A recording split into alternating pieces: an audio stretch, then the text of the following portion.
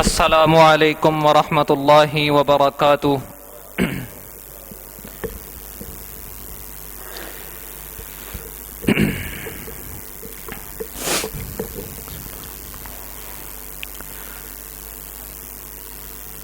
الحمد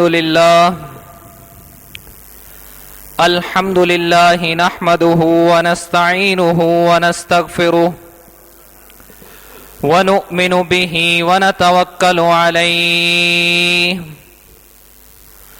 ونعوذ باللہ من شرور انفسنا ومن سیئات اعمالنا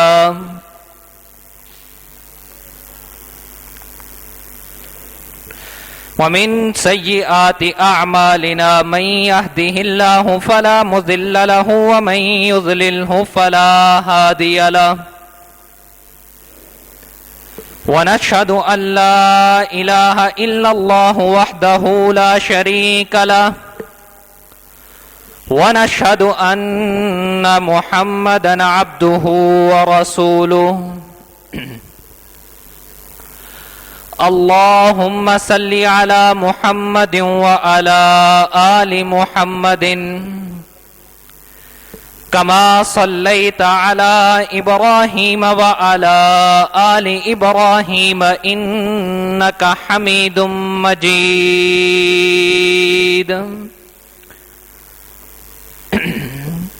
اللهم بارك على محمد وعلى آل محمد كما باركت على إبراهيم وعلى آل إبراهيم إنك حميد مجيد أما بعد فإن خير الحديث كتاب الله وخير الهدي هدي محمد صلى الله عليه وسلم وشر الأمور محدثاتها وكل محدثة بدعة وكل بدعة ضلالة وكل ضلالة في النار أما بعد فأعوذ بالله السميع العليم من الشيطان الرجيم بسم الله الرحمن الرحيم الحمد لله رب العالمين الرحمن الرحيم مالك يوم الدين إياك نعبد وإياك نستعين اهدنا الصراط المستقيم صراط الذين أنعمت عليهم غير المغضوب عليهم ولا الضالين آمين يا أيها الذين آمنوا اتقوا الله وقولوا قولا سديدا يصلح لكم أعمالكم ويغفر لكم ذنوبكم ومن يطع الله ورسوله فقد فاز فوزا عظيما رب اشرح لي صدري ويسر لي أمري واحلل عقدة من لساني يفقه قولي رب زدنی علما۔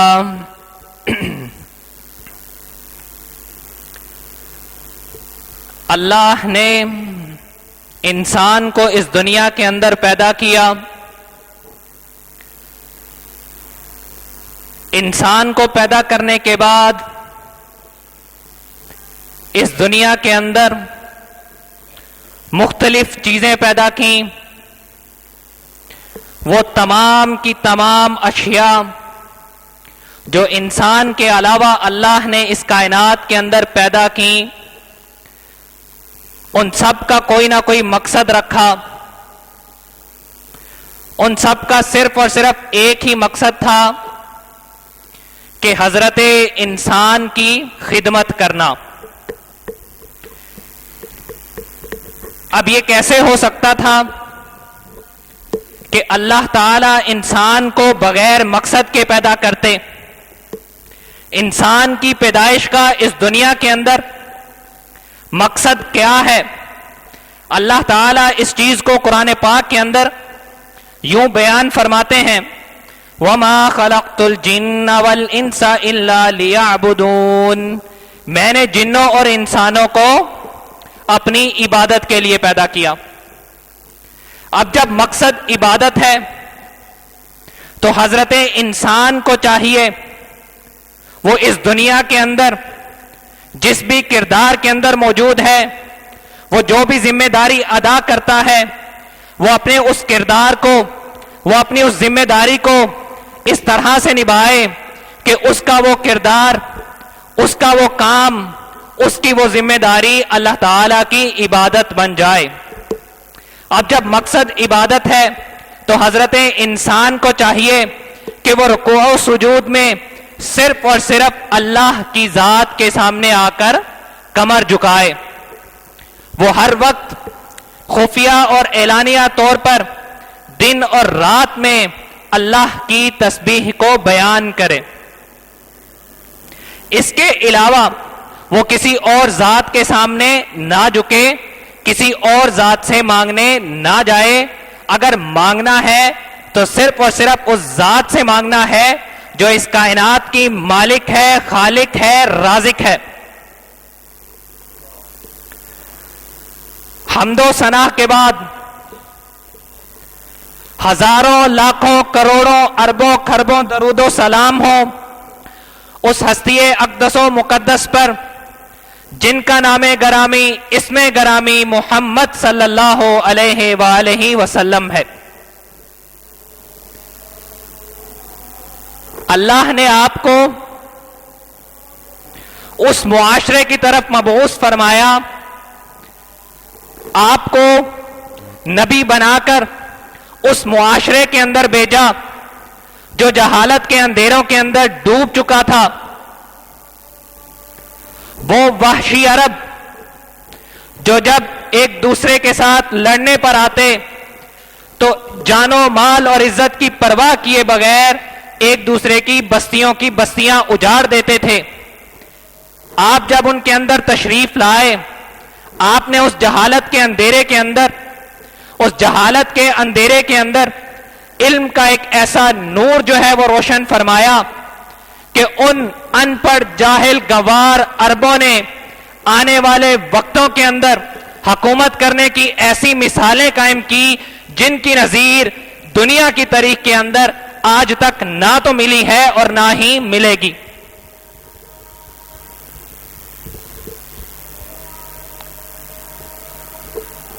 اللہ نے انسان کو بے شمار نعمتوں سے نوازا ہے، بے شمار نعمتیں۔ اپنے ارد گرد نظر تو دوڑائیے، آپ کو اللہ نے بے شمار نعمتیں عطا کی ہیں۔ سب سے پہلے، سب سے بڑی نعمت یہ زندگی کی صورت میں، اس کے بعد اللہ نے آپ کو ایک مسلمان گھرانے کے اندر پیدا کیا، اس کے بعد آپ کو ایک خوبصورت شکل عطا کی، ایک خوبصورت وجود عطا فرمایا، ایک مکمل اور صحت مند وجود عطا فرمایا۔ یہ بھی اللہ کی نعمتوں میں سے ایک بہت بڑی نعمت ہے۔ دیکھنے کے لیے دو آنکھیں، سننے کے لیے دو کان، اور اسی طرح سے اپنے سر سے شروع ہو جائیے، ہاتھوں کو جو ہے دو ہاتھ عطا کیے اور اسی طرح سے دو پاؤں عطا کیے۔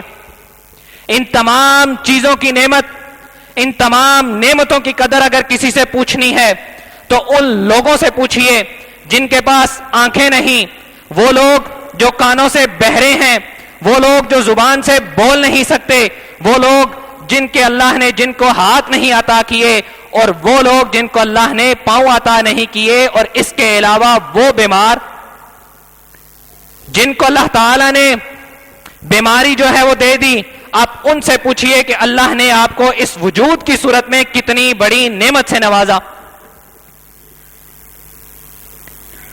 اب اس وجود کے علاوہ انسان کے سکون کے لیے، انسان کی خوشی کے لیے، انسان کی راحت کے لیے اور اس معاشرے کے اندر امن قائم کرنے کے لیے اللہ نے کچھ حدود و قیود جو ہیں وہ مقرر فرمائیں، اور اس کے ساتھ ساتھ انسان کی خوشی اور راحت کے لیے بے شمار نعمتیں اس کائنات کے اندر اللہ نے کیا کی؟ عطا فرمائیں۔ اولاد اللہ کی ایک بہت بڑی نعمت ہے۔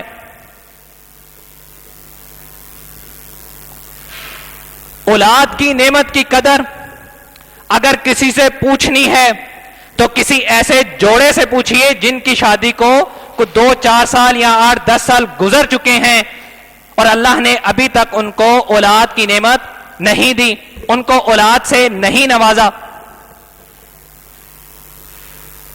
औलाद अल्लाह की एक बहुत बड़ी नेमत है। मैंने जो पिछला जुमा यहां पर पढ़ाया था वो वालिदैन के हुकूक के ऊपर पढ़ाया था, और मेरा आज के जुमे का जो मौजू है वो है औलाद की दीनी तरबियत, औलाद के हुकूक। कि अगर औलाद अल्लाह ने आपको अता की है तो उसकी दीनी तरबियत किस तरह से करनी है, उसके हकूक को किस तरह से अदा करना है। अल्लाह ने अमानत के तौर पर औलाद जो है वो वालिदैन को अता की है। इसकी तरबियत इनकी बुनियादी जिम्मेदारियों में शामिल है।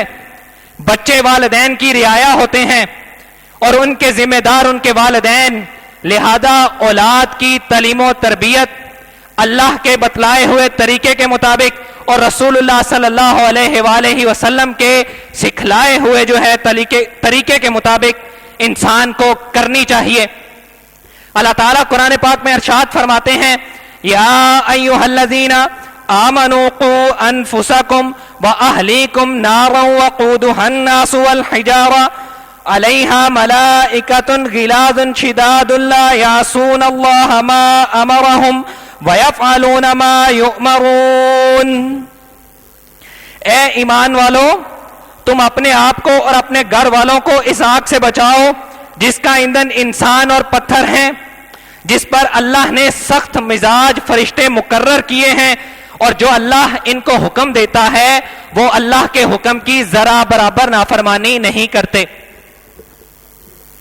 इस आयत के ऊपर गौर कीजिए कि अल्लाह ताला ने मोमिनीन को उनकी एक अहम जिम्मेदारी याद करवाई है कि औलाद की जो है वो तरबियत इस तरीके के मुताबिक करें, उसकी जो है वो दीनी तरबियत अल्लाह के बतलाए हुए और रसूलुल्लाह सल्लल्लाहु अलैहि वसल्लम के सिखलाए हुए तरीकों के मुताबिक करनी चाहिए, ताकि आप अपने आप को भी और अपनी औलाद को क्या करें, जहन्नुम के अजाब से बचा सकें।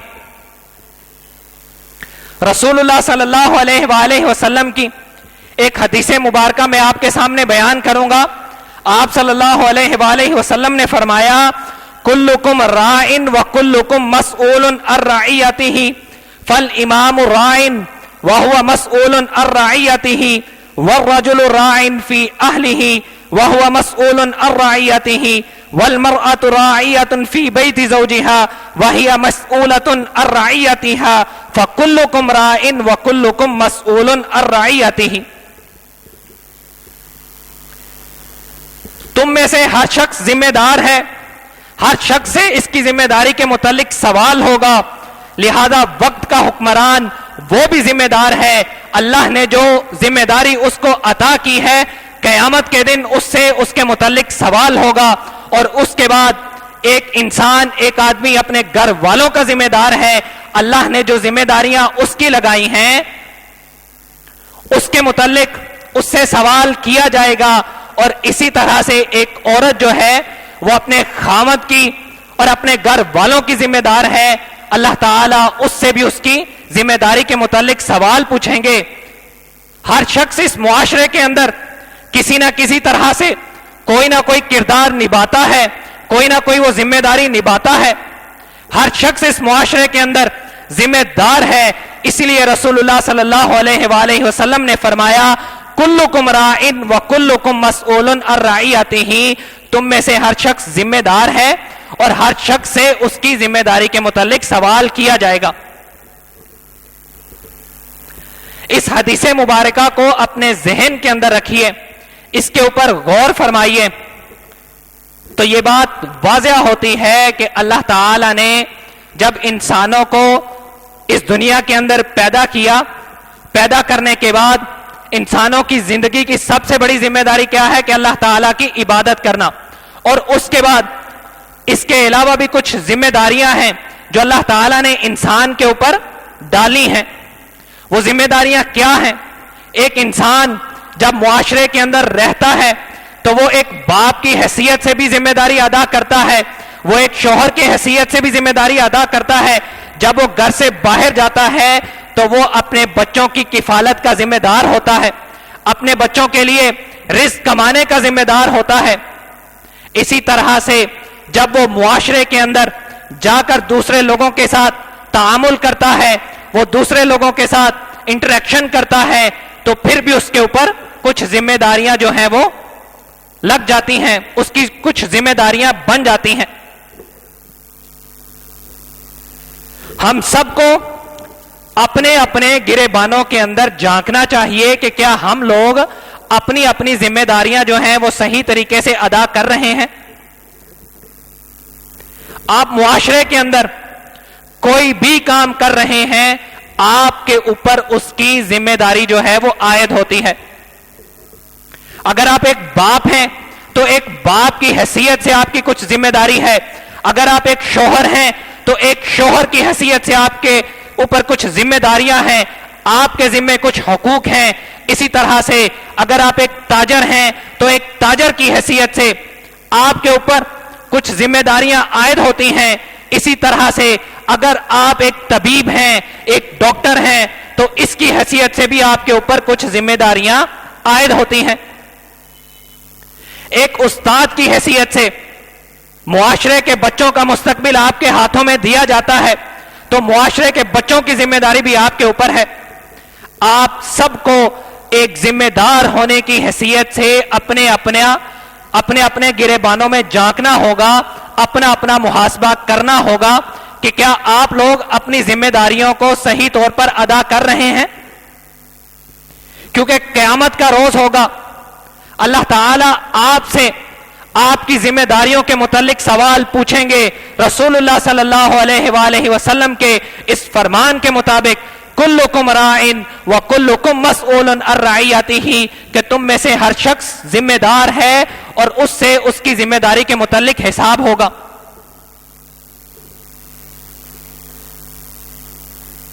یہ ایک مدرسہ ہے, یہاں پر طالب علم دین کی تعلیم حاصل کرتے ہیں. میرے اور بھی بہت سے بھائی یہاں پر موجود ہوں گے جو ایک اسٹوڈنٹ کی حیثیت سے, ایک طالب علم کی حیثیت سے زندگی گزار رہے ہیں. معاشرے میں آپ کی ذمہ داری یہ ہے کہ جو آپ کی ذمہ داری تعلیم حاصل کرنے کی ہے, آپ اس ذمہ داری کو صحیح طریقے سے انجام دیں, آپ اپنی اس ذمہ داری کو صحیح طور پر نبھائیں. اگر کوئی بچہ, اگر کوئی اسٹوڈنٹ کسی ایک پیپر کے اندر چیٹنگ کرتا ہے اور وہ نقل کرنے کے بعد اس پیپر کو پاس کر لیتا ہے, اور پاس کرنے کے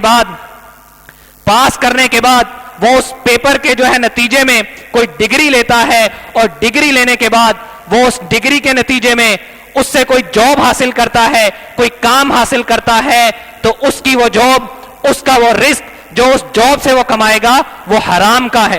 کیونکہ رسول اللہ صلی اللہ علیہ وآلہ وسلم نے فرمایا تھا من غش فلیس منا, کہ جو دھوکہ دیتا ہے وہ ہم میں سے نہیں. اب ایک باپ کی حیثیت سے آپ کے اوپر کیا ذمہ داری عائد ہوتی ہے کہ آپ اپنے بچوں کی تربیت صحیح اسلامی طریقے کے مطابق کریں. اگر آپ اپنی ذمہ داری کو صحیح طور پر نہیں نبھاتے تو رسول اللہ صلی اللہ علیہ وآلہ وسلم کا وہ فرمان آپ کو اپنے ذہن میں رکھنا چاہیے کہ جب اللہ تعالی کسی شخص کو کوئی ذمہ داری ادا کرتے ہیں, وہ کسی شخص کو کوئی ذمہ داری سونپتے ہیں, وہ کسی شخص کو کسی چیز کا نگران بناتے ہیں, اور وہ شخص آخر تک اپنی ذمہ داری سے دھوکہ کرتا ہے, تو اللہ اس کے اوپر جنت کو حرام قرار دیتے ہیں.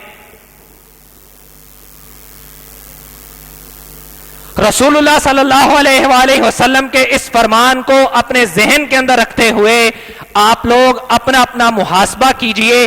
کیا آپ سب لوگ یہاں پر جتنے لوگ موجود ہیں, یہ سب کے سب اپنی اپنی ذمہ داریوں کو صحیح طور پر ادا کر رہے ہیں؟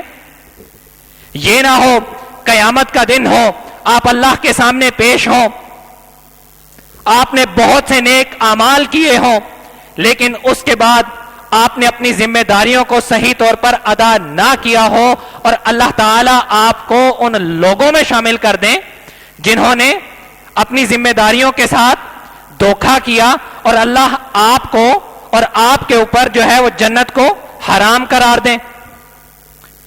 زندگی کا بیسک مقصد کیا ہے؟ کہ اللہ کی عبادت کرنا، عبادت کر کے اللہ کو راضی کرنا، اللہ کو راضی کرنے کے بعد اس دنیا کے اندر اور آخرت کے اندر کامیابی حاصل کرنا، اور جب کامیابی اس دنیا کے اندر بھی مل جائے گی اور آخرت میں بھی مل جائے گی تو پھر اجر میں کیا ملے گا؟ جنت ملے گی۔ اور جب جنت ہی اللہ نے آپ کے اوپر حرام کر دی کہ آپ نے اپنی ذمہ داریوں کو صحیح طور پر ادا ہی نہیں کیا، تو پھر ان تمام ریاضتوں کا، ان تمام عبادتوں کا کیا فائدہ؟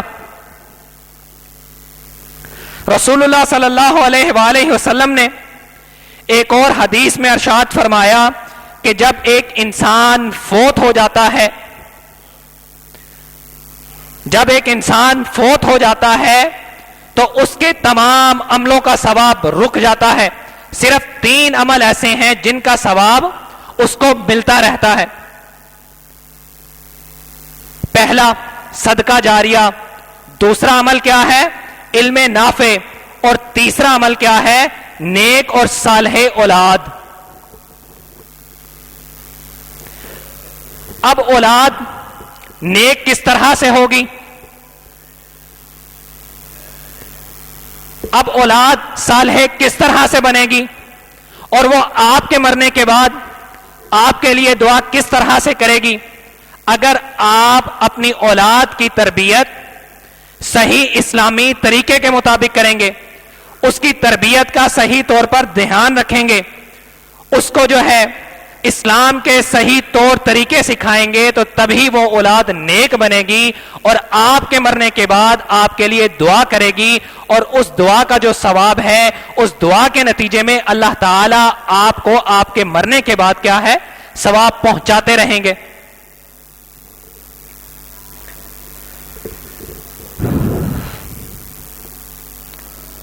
بات ہو رہی تھی اولاد کے حقوق کی، اولاد کی دینی تربیت کی۔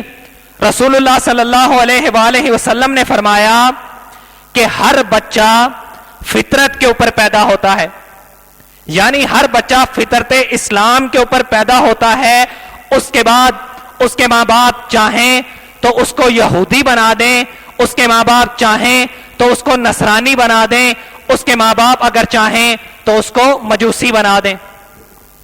اس حدیث کا مطلب کیا ہے؟ اس کا مطلب یہ ہے کہ جب ایک چھوٹا بچہ پیدا ہوتا ہے تو پیدائش کے وقت وہ ایک صحیح مسلمان ہوتا ہے، وہ مذہب اسلام کے اوپر پیدا ہوتا ہے۔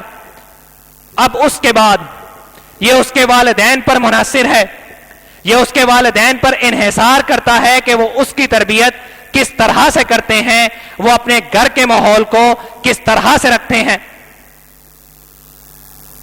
اگر والدین اپنے گھر کے ماحول کو دینی رکھیں گے، اپنے بچے کی صحیح سے جو ہے وہ تربیت کریں گے تو وہ بچہ مسلمان بنے گا، نہیں تو وہ بچہ پھر یہودی، نصرانی یا مجوسی بن جائے گا۔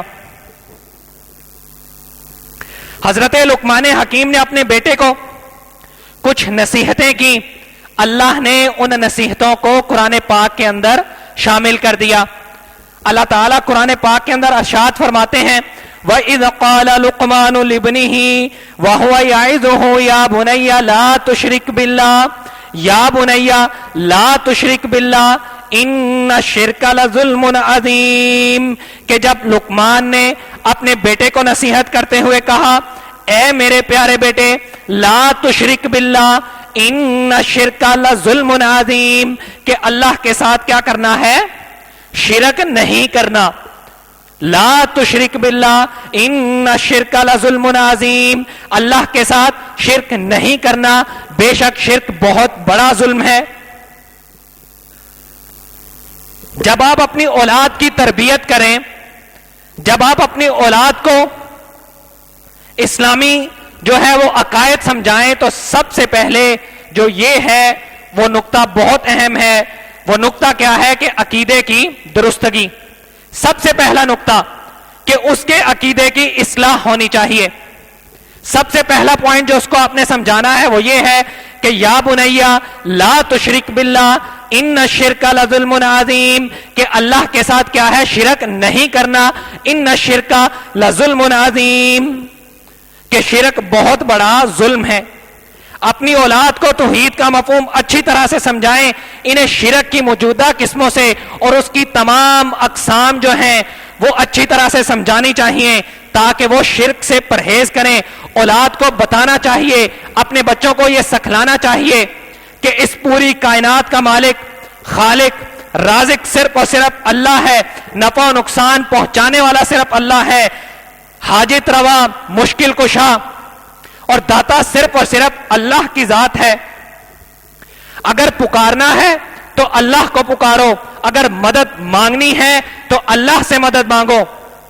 اس کے علاوہ اس دنیا کے اندر نہ تو کوئی حاجت روا ہے، نہ کوئی مشکل کشا ہے، نہ ہی کوئی دینے والا ہے، نہ ہی آپ کو کوئی نفع و نقصان پہنچا سکتا ہے. اللہ کے علاوہ آپ کے دل کے اندر کسی قسم کا کوئی خوف نہیں ہونا چاہیے. یہ سب سے پہلا نقطہ ہے جو آپ نے اپنی اولاد کو سمجھانا ہے.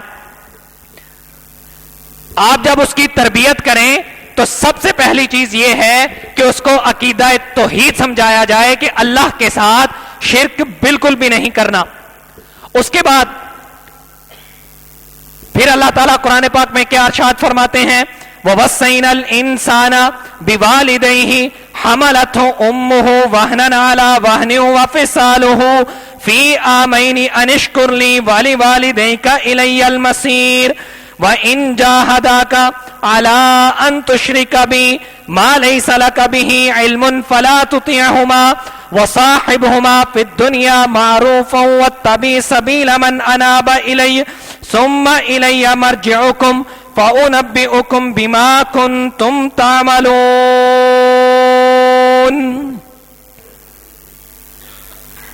یہ جو ابھی میں نے آپ کے سامنے دو آیتیں تلاوت کی ہیں، ان کے اندر اللہ تعالیٰ ارشاد فرما رہے ہیں، انسان کو دو نصیحتیں کر رہے ہیں. پہلی نصیحت یہ کہ تمہارے والدین نے تمہارے لیے بہت زیادہ مشقت اٹھائی. تمہاری ماں نے 9 ماہ تک تمہیں اپنے پیٹ کے اندر رکھا اور پھر اپنی جان پر کھیل کر تمہارے پیدائش کے عمل سے گزری. تو اب ضروری ہے کہ تم اپنی ماں کے احسان مند رہو، اپنی ماں کا جو ہے اور اپنے والدین کے شکر گزار بن کے رہو، اور اس کے ساتھ ساتھ اللہ کے بھی شکر گزار بن کے رہو. ایک اور جگہ پر اللہ تعالیٰ ارشاد فرماتے ہیں لَإِن شَكَرْتُمْ لَأَزِيدَنَّكُمْ، کہ اگر تم شکر ادا کرو گے تو میں تم کو اور بھی زیادہ دوں گا. والدین کی خدمت کرنے سے انسان کا رزق کم نہیں ہو جاتا. والدین کے حقوق ادا کرنے سے انسان کو صرف فائدہ پہنچتا ہے. والدین کا شکر ادا کرنے سے اللہ تعالیٰ آپ کے رزق کے اندر برکت ڈالتے ہیں. یہ بھی چیز اپنی اولاد کو اچھی طرح سے سمجھانی چاہیے.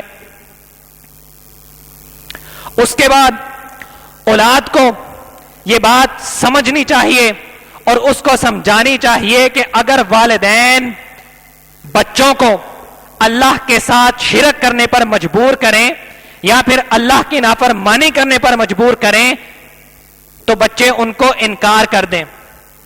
لیکن وہ انکار تمیز کے دائرے میں رہ کر کرنا ہے. ان کی نافرمانی نہیں کرنی، ان کے ساتھ سخت الفاظ کے ساتھ گفتگو نہیں کرنی، ان کے ساتھ جو ہے اپنا رابطہ نہیں توڑنا، ان کے ساتھ کنارہ کشی نہیں اختیار کرنی. ان کو اچھے طریقے سے بات سمجھانی ہے اور ان کو سمجھانے کی کوشش کرنی ہے کہ اللہ کے ساتھ شرک کرنا ایک بہت بڑا ظلم ہے. رسول اللہ صلی اللہ علیہ وآلہ وسلم کا فرمان ہے لا طاعت لأحد فی معصیت اللہ انما الطاعت فی المعروف، کہ اللہ کی نافرمانی کے اندر کسی کی اطاعت نہیں. اگر اطاعت کرنی ہے تو صرف نیکی کے کاموں میں کرنی ہے. اس کے بعد پھر نصیحت کرتے ہوئے حضرت لقمان نے فرمایا یا بنیا انہا ان تک مثقال حبۃ من خردل فتکن فی صخرۃ او فی السماوات او فی الارض یأتی بها اللہ ان اللہ لطیف خبیر. پیارے بیٹے، اگر کوئی چیز رائی کے دانے کے برابر ہو، پھر خواہ وہ کسی چٹان کے اندر ہو، فَتَكُنْ فِي صَخْرَةٍ أَوْ فِي السَّمَاوَاتِ، یا پھر وہ آسمان کے اندر ہو، او فی الارض، یا پھر وہ زمین کی تہوں کے اندر چھپی ہو، یأتی بہا اللہ، ان اللہ لطیف خبیر، اللہ اس کو ضرور لائے گا. اس آیت کے اوپر غور کیجئے. حضرت لقمان نے اپنے بیٹے کو نصیحت کرتے ہوئے فرمایا، اپنے بیٹے کو خبردار کیا کہ نیکی چاہے چھوٹی ہو یا بڑی ہو، اللہ تعالیٰ تمہیں اس کا اجر ضرور دیں گے، اور برائی چاہے چھوٹی ہو چاہے بڑی ہو، اللہ تعالیٰ تمہیں اس کا جو ہے انجام بھی ضرور دکھلائیں گے، تمہیں عذاب ضرور دیں گے. فَمَن يَعْمَلْ مِثْقَالَ ذَرَّةٍ خَيْرًا يَرَى وَمَن يَعْمَلْ مِثْقَالَ ذَرَّةٍ شَرًّا يَرَى، کہ اگر ذرہ برابر بھی نیکی ہو تو اللہ تعالیٰ اس کا بھی اجر دیں گے، اور اگر ذرہ برابر بھی برائی کی ہو، ذرہ برابر بھی گناہ کیا ہو، ذرہ برابر بھی زیادتی کی ہو، تو اللہ تعالیٰ اس کا بھی حساب لازمی لیں گے.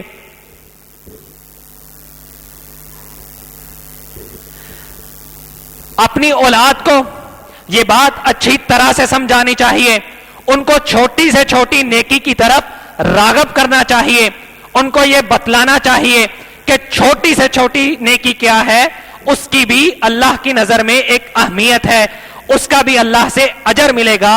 اور اگر گناہ جو ہے وہ چھوٹے سے چھوٹا کیوں نہ ہو، دنیا کے کسی ایسے کونے میں جا کر کیا جائے جہاں انسان سمجھے کہ اللہ کو معلوم نہیں ہوگا، چاہے 7 پردوں کے اندر چھپ کر کیا جائے، پھر بھی آپ کو اس کا صلہ ضرور ملے گا، آپ کو اس کا حساب لازمی دینا ہوگا.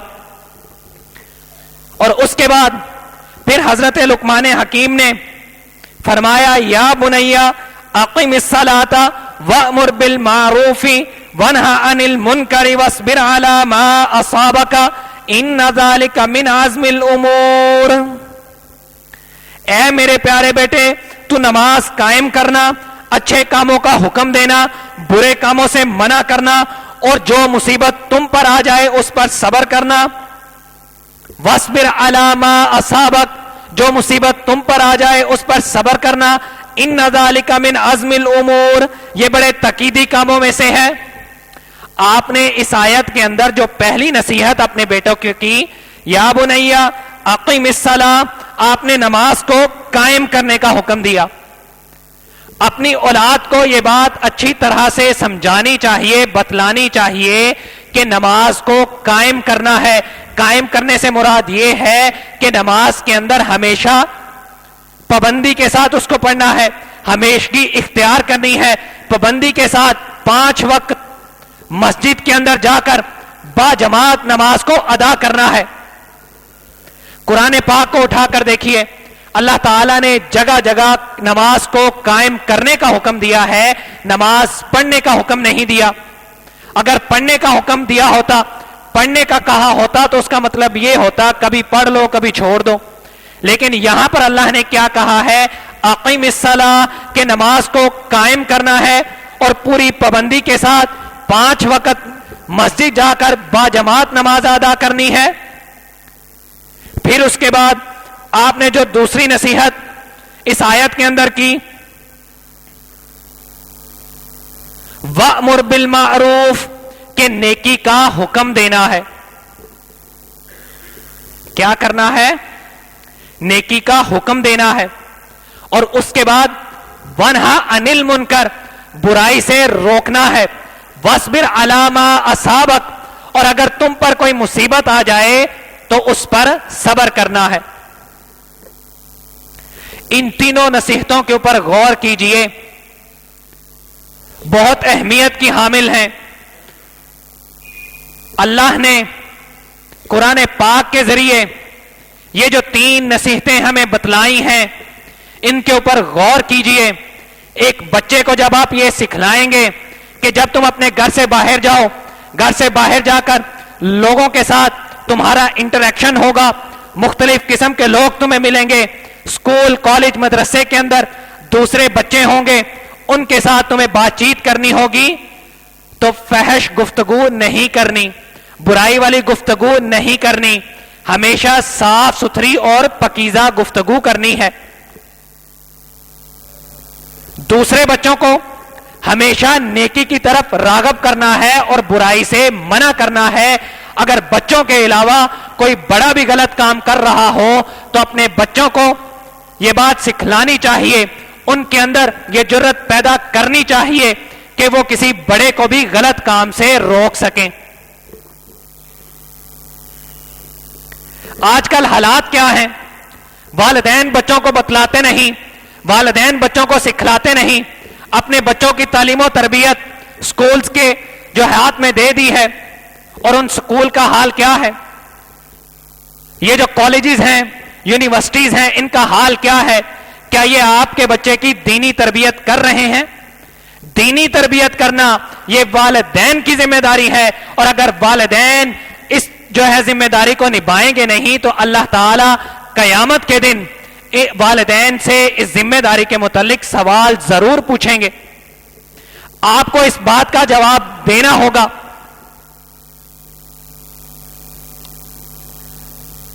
हमारे स्कूल्स का क्या हाल है? आप सब ने ये 2-4 दिन पहले की बात है, इस्लामाबाद का वो वाकया तो सुना होगा कि एक 7वीं क्लास के बच्चे ने खुदकशी कर ली। स्कूल के अंदर वो पिस्तौल लेकर गया और क्लास में बैठकर अपनी बाकी क्लास फेलोज के सामने उसने अपने आप को गोली मार दी।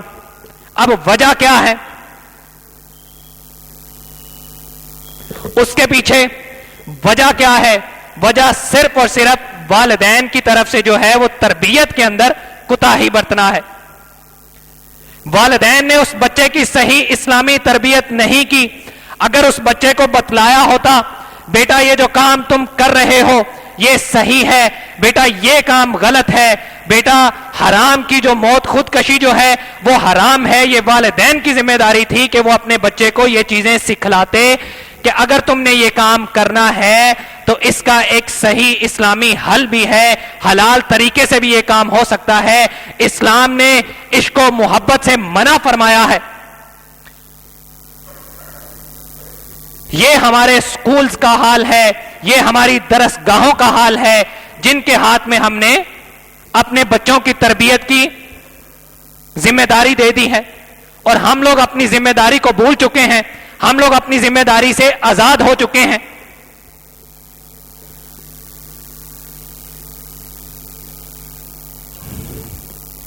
अब आप लोग मुझे खुद बतलाइए कि जब हम अपने बच्चों की सही तौर पर जिम्मेदारी नहीं अदा करेंगे, अब अपने बच्चों के हकूक सही तौर पर अदा नहीं करेंगे, तो फिर किस तरह से जन्नत के हम लोग हकदार होंगे? मेरा आप सब लोगों से सवाल है, इस सवाल का जवाब सोच समझ कर दीजिएगा। क्या आपकी जिम्मेदारी सिर्फ यह है कि अपनी औलाद को अच्छा खाना फराहम करना, अच्छी रिहाइश फराहम करना और उसके साथ साथ अच्छी दुनियावी जो है वो तालीम दिलाना? क्या सिर्फ आपकी जिम्मेदारी इतनी है? क्या यह वालिदैन की जिम्मेदारी नहीं कि वो सही इस्लामी तरीके के मुताबिक अपने बच्चों की जो है वो तरबियत करें, रसूलुल्लाह सल्लल्लाहु अलैहि वसल्लम की सीरत को अपनाते हुए रसूलुल्लाह सल्लल्लाहु अलैहि वसल्लम की तालीमात के मुताबिक अपने बच्चे की सही इस्लामी तरबियत करें, अपने बच्चों को कुरान पढ़ना सिखाएं, अपने बच्चों को कुरान का तर्जमा पढ़ना सिखाएं, अपने बच्चों को अहादीस याद करवाएं, अपने बच्चों को जो है रसूलुल्लाह सल्लल्लाहु अलैहि वसल्लम की सीरत वो सिखलाएं, वो बतलाएं और वो सुनाएं कि किस तरह रसूलुल्लाह सल्लल्लाहु अलैहि वसल्लम ने अपनी जिंदगी गुजारी, किस तरह से आपने सहाबा इकराम रिज़वानुल्लाहि अलैहिम अजमाइन की तरबियत की और किस तरह से आप बच्चों के साथ हुस्ने सलूक के साथ पेश आते थे।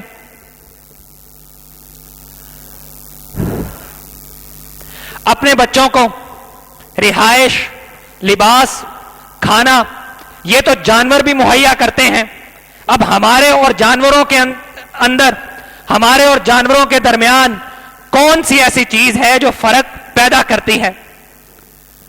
وہ چیز کیا ہے کہ اللہ نے ہمیں سوچ دی ہے، اور اس سوچ کو استعمال کرتے ہوئے ہمیں اپنی اولاد کی صحیح دنیاوی اور اخروی اور دینی تربیت کرنی ہے، تاکہ وہ اس دنیا کے اندر بھی کامیاب ہو جائیں اور آخرت کے اندر بھی کامیاب ہو جائیں.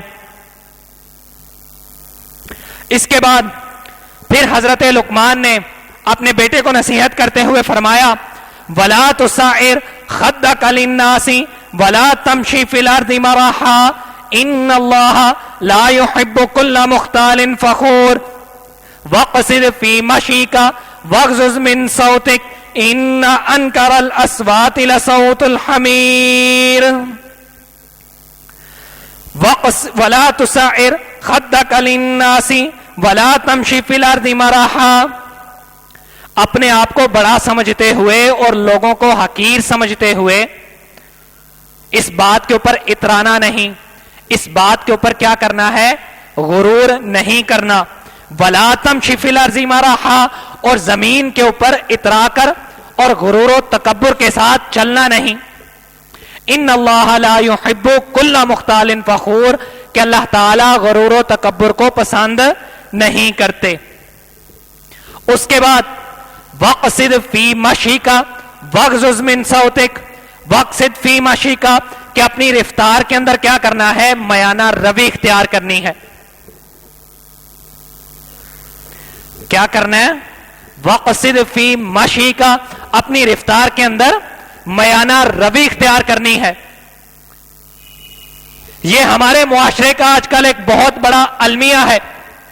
بچہ 13-14 سال کا ہوتا نہیں، والدین نئی بائک لے کر دے دیتے ہیں، نئی گاڑی کی چابی اس کے ہاتھ میں تھما دیتے ہیں. اس کو بائک اور گاڑی چلانی نہیں آتی، وہ تھوڑی بہت سیکھتا ہے، والدین سے چھپ چھپا کر، ان سے جھوٹ بول کر گھر سے اپنی بائک اور گاڑی لے کر باہر نکل جاتا ہے، اور باہر جا کر روڈ کے اوپر وہ تیز رفتاری کا مظاہرہ کرتے ہوئے، ون ویلنگ کرتے ہوئے اپنے لیے بھی اور دوسروں کی جانوں کے لیے بھی کیا کرتا ہے؟ خطرے کا باعث بنتا ہے.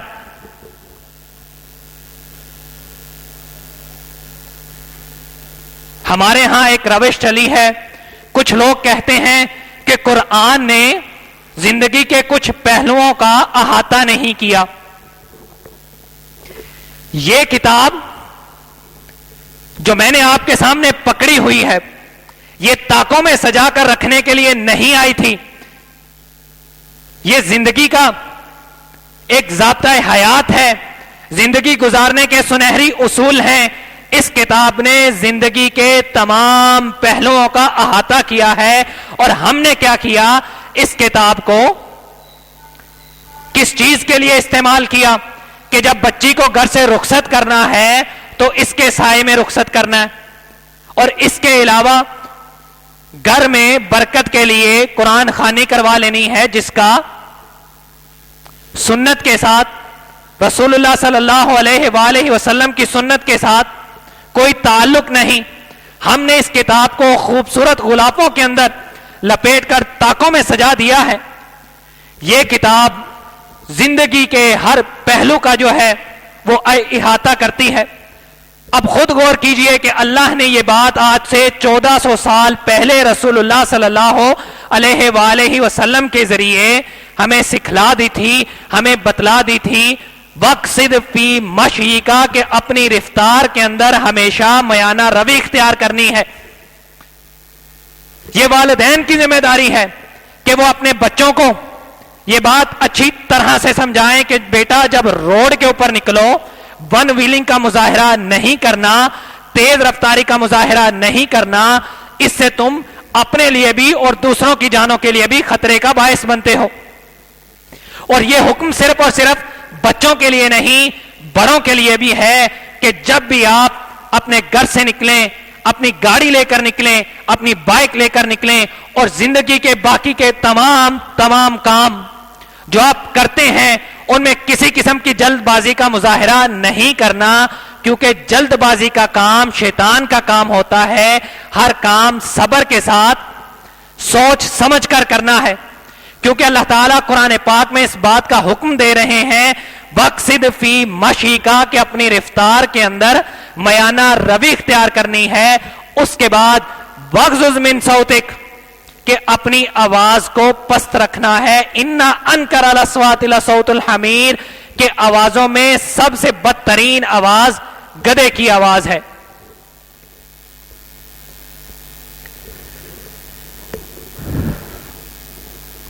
یہ جو آخری 4 نصیحتیں میں نے آپ کے سامنے ذکر کی ہیں، جو حضرت لقمان نے اپنے بیٹے کو سکھلائی تھیں، وَلَا تُسَعِّرْ خَدَّكَ لِلنَّاسِ وَلَا تَمْشِ فِي الْأَرْضِ مَرَحًا إِنَّ اللَّهَ لَا يُحِبُّ كُلَّ مُخْتَالٍ فَخُورٍ وَاقْصِدْ فِي مَشِيكَ وَاغْضُضْ مِنْ صَوْتِكَ. یہ 4 نصیحتیں جو میں نے ابھی آپ کے سامنے ذکر کی ہیں، یہ تمام کی تمام بچوں کے دوسروں کے ساتھ جو ہے وہ تعلقات کے اوپر ڈیپینڈ کرتی ہیں.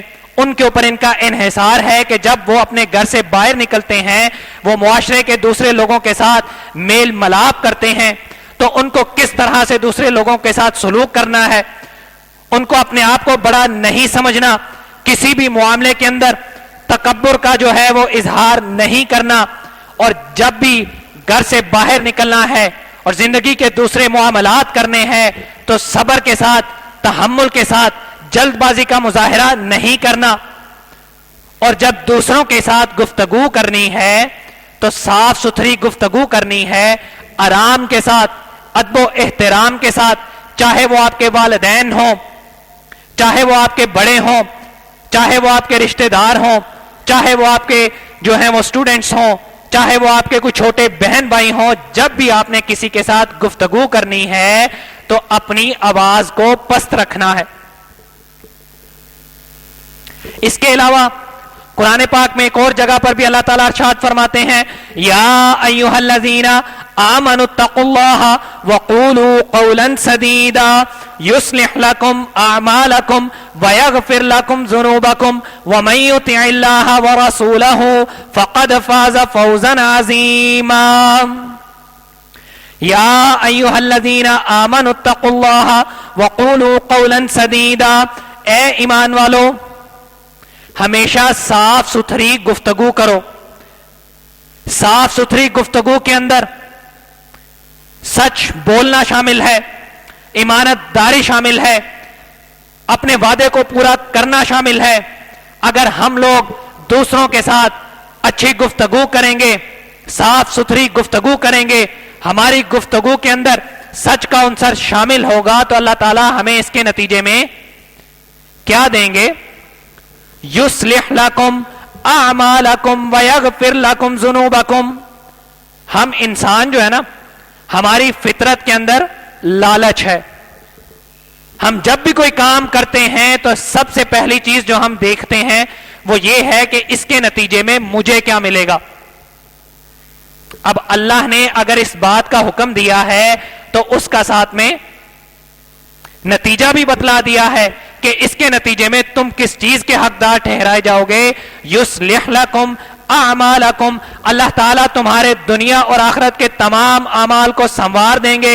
ویغفر لکم ذنوبکم اور تمہارے تمام کے تمام گناہ جو ہیں اللہ ان کو بخش دیں گے. ومن یطع اللہ ورسولہ فقد فاز فوزا عظیما جو اللہ کی اور اس کے رسول کی اطاعت کرتا ہے تو اللہ نے اس کے لیے ایک بہت بڑی کامیابی جو ہے وہ لکھ دی ہے. وَمَن يُطِعِ اللَّهَ وَرَسُولَهُ ہمیں اس دنیا کے اندر جب بھی کوئی کام کرنا چاہیے تو اس چیز کو ذہن میں رکھنا چاہیے کہ ہمیں اس کام کے اندر اللہ کی اور رسول اللہ صلی اللہ علیہ وآلہ وسلم کی اطاعت کرنی چاہیے.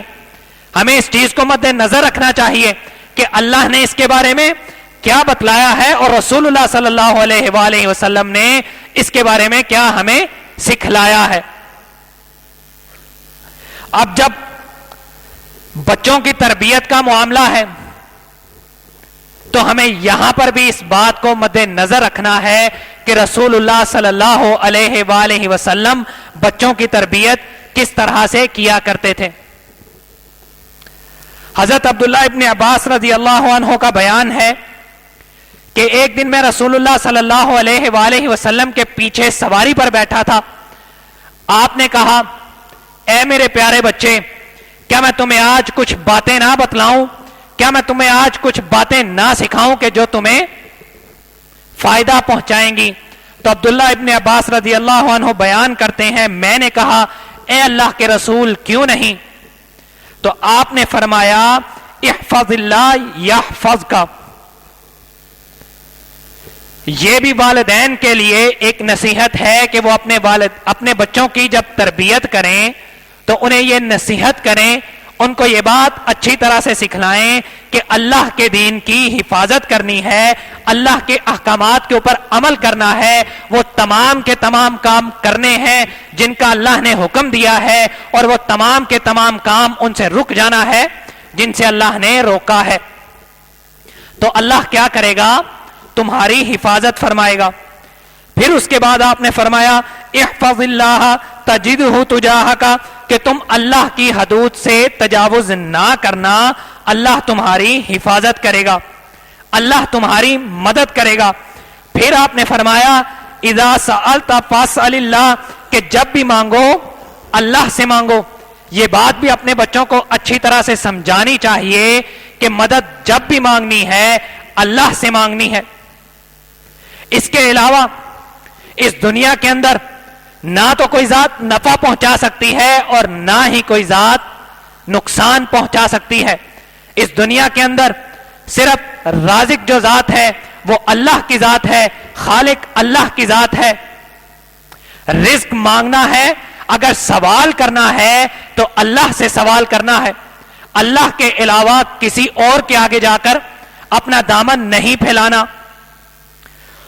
اس کے بعد پھر رسول اللہ صلی اللہ علیہ وآلہ وسلم نے فرمایا کہ جب بھی تمہیں مدد کی ضرورت ہو تو اللہ سے مدد کو طلب کرنا ہے۔ اس کے بعد پھر آپ نے فرمایا کہ اس بات کے اوپر یقین کر لو کہ دنیا کے تمام لوگ مل کر اگر تمہیں کوئی نفع پہنچانا چاہیں، اگر تمہیں کوئی فائدہ پہنچانا چاہیں، تو وہ تمہیں اس سے رتی برابر جو ہے وہ زیادہ فائدہ نہیں پہنچا سکتے جتنا اللہ نے تمہارے حق میں لکھ دیا ہے۔ اسی طرح سے اگر دنیا کے تمام لوگ مل کر آپ کو نقصان پہنچانا چاہیں تو وہ تمہیں نقصان نہیں پہنچا سکتے، صرف اتنا جتنا اللہ نے تمہارے حق میں لکھ دیا ہے۔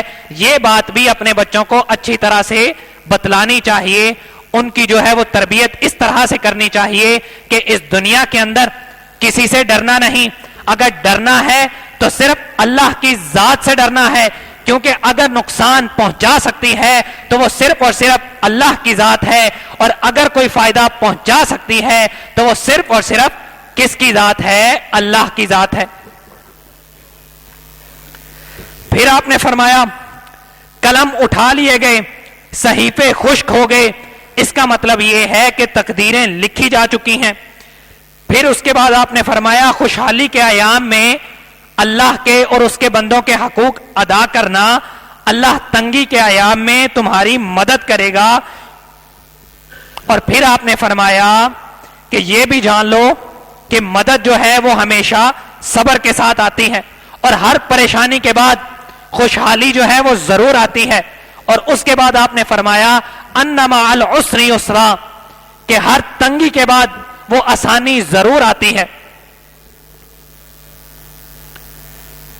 اور اس کے بعد پھر آپ نے فرمایا، اس بات کو بھی اپنے ذہن کے اندر اچھی طرح سے ذہن نشین کر لینا چاہیے کہ اگر اللہ کی ذات ہم سے کوئی چیز روک لے تو پھر دنیا کی کوئی طاقت ہمیں وہ چیز نہیں دے سکتی، اور اگر اللہ کی ذات ہمیں کوئی چیز دینا چاہے تو دنیا کی کوئی بھی طاقت جو ہے وہ مل کر، دنیا کے تمام لوگ مل کر بھی اس چیز کو ہم سے روک نہیں سکتے۔ ماں باپ کو اپنے بچوں کے ساتھ شفقت اور محبت کا جو ہے وہ مظاہرہ کرنا چاہیے، شفقت اور محبت اور احترام کے ساتھ پیش آنا چاہیے۔ یہ آپ کے بچوں کا آپ کے اوپر حق ہے کہ جب بھی آپ اپنے بچوں کے ساتھ گفتگو کریں شفقت اور احترام کے ساتھ کریں، اپنے بچوں کو جو ہے ان کے دوست بنیں۔ آپ اگر اپنے بچوں کے دوست نہیں بنیں گے، آپ اپنے بچوں کی تربیت نہیں کریں گے، تو پھر یہ معاشرہ آپ کے بچوں کی تربیت کرے گا، یہ معاشرہ آپ کے بچوں کے دوست بنے گا، اور جب یہ معاشرہ آپ کے بچوں کی تربیت کرے گا، یہ معاشرہ آپ کے بچوں کا دوست بنے گا، تو پھر لازمی بات ہے یہ جو واقعہ اسلام آباد کے اندر ہوا ہے، پھر ہمارے معاشرے کے اندر اس طرح کے واقعات ہر روز ہوں گے۔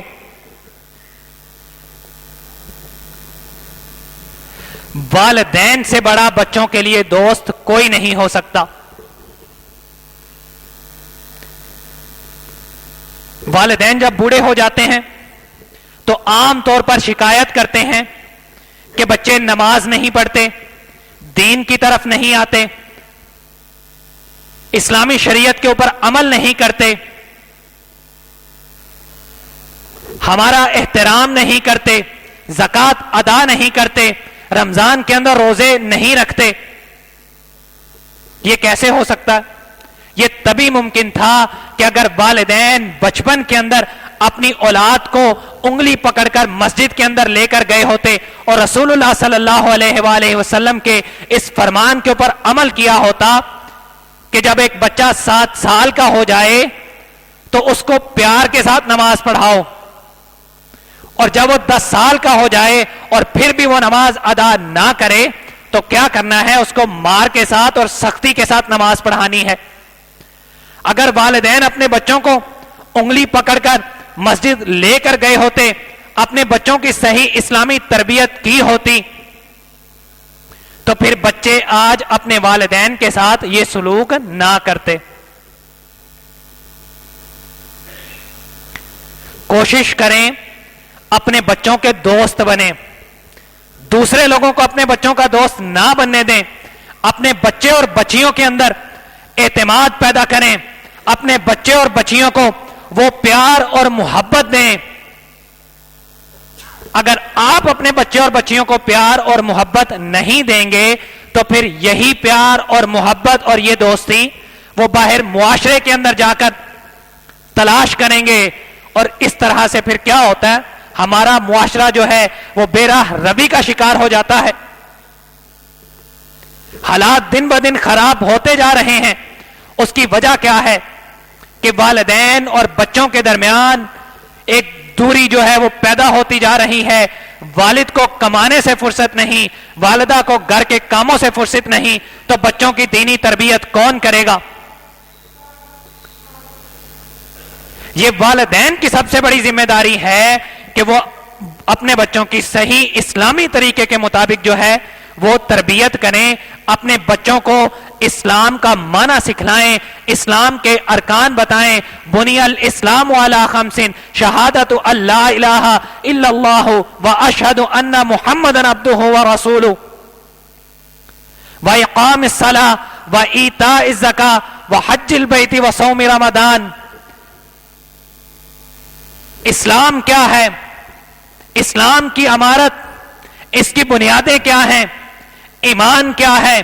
ایمان کے ارکان کیا ہیں؟ ان تؤمن باللہ وملائکتہ وکتبہ ورسلہ والیوم الآخر، الایمان بالقدر خیرہ وشرہ من اللہ تعالی۔ اپنے بچوں کو بتلایا جائے کہ ایمان ہے کیا، رسولوں پر ایمان لانا کیا ہے، اللہ کی ذات کے اوپر ایمان لانا کیا ہے، کتابوں کے اوپر ایمان لانا کیا ہے، فرشتوں کے اوپر ایمان لانا کیا ہے، یوم آخرت کے اوپر ایمان لانا کیا ہے۔ الایمان بالقدر خیرہ وشرہ من اللہ تعالی، کہ جو بھی اس دنیا کے اندر اچھا اور برا ہوتا ہے یہ اللہ کی طرف سے ہوتا ہے، اس بات کے اوپر ایمان لانا کیا ہے؟ یہ کس کی ذمہ داری ہے؟ کیا یہ معاشرے کی ذمہ داری ہے؟ کیا یہ باہر دوستوں کی ذمہ داری ہے؟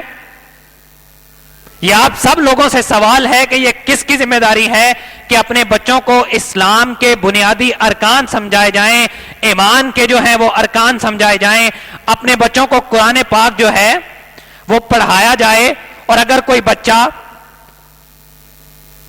اس کے اندر صلاحیت ہے تو اس کو حفظ بھی کروایا جائے، کیونکہ قیامت کا دن ہوگا، اللہ تعالیٰ جو ہے اس بچے سے کہیں گے، اس شخص سے کہیں گے کہ قرآن پڑھتا جا اور جنت کے جو درجے ہیں وہ چڑھتا جا۔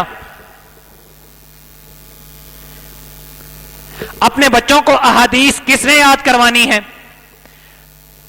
اپنے بچوں کو رسول اللہ صلی اللہ علیہ وآلہ وسلم کی سیرت کس نے سکھلانی ہے، کس نے بتلانی ہے؟